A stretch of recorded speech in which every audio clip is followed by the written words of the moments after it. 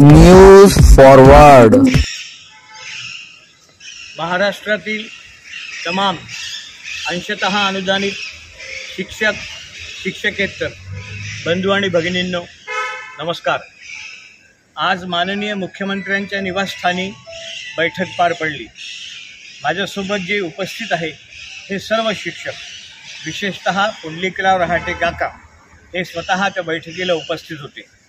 या बैठकीत मी स्वतः आमदार ज्ञानेश्वर म्हात्रे, आमदार मनीषा कायंदे, माजी आमदार तुकारामजी काते, त्यानंतर माननीय मुख्यमंत्री श्रीयुत दीपकजी केसरकर, शिक्षण मंत्री, हे सर्व लोक उपस्थित होते आणि शिक्षक प्रतिनिधी पण होते।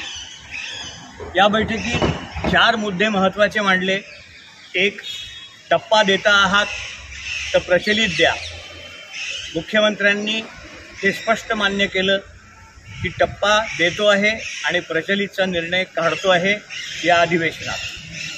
केसरकर साहेबांनी असं सांगितलं की आज मला बोलता येत नाही कारण आचारसंहिता आहे, पण तरतूद टप्प्याची जी करायची आहे ती आम्ही वित्त विभागाकडे पाठवली आहे, काही दिवसाची वाट पहा।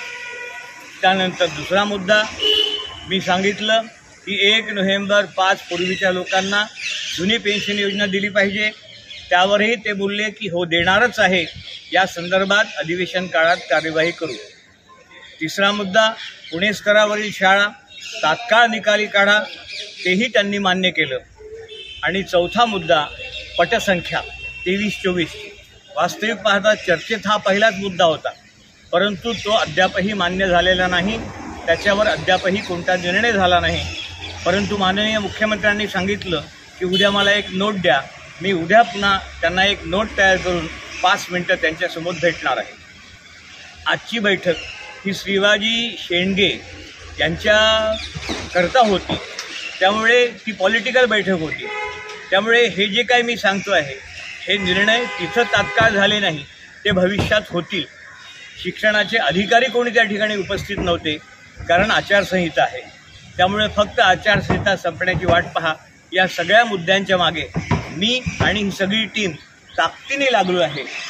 हे सर्व मुद्दे सोडवण्यासाठी आम्ही कटिबद्ध आहोत। आपलं आंदोलन असेल ते जरूर करा, निश्चितपणे त्या आंदोलनात आम्ही देखील सहभागी आहे आणि भविष्य काळात हे सगळे प्रश्न सोडवण्यासाठी कटिबद्ध आहोत। तुम्ही फक्त पाठीवर हात ठेवून लढ म्हणा, आम्ही लढतोय। धन्यवाद।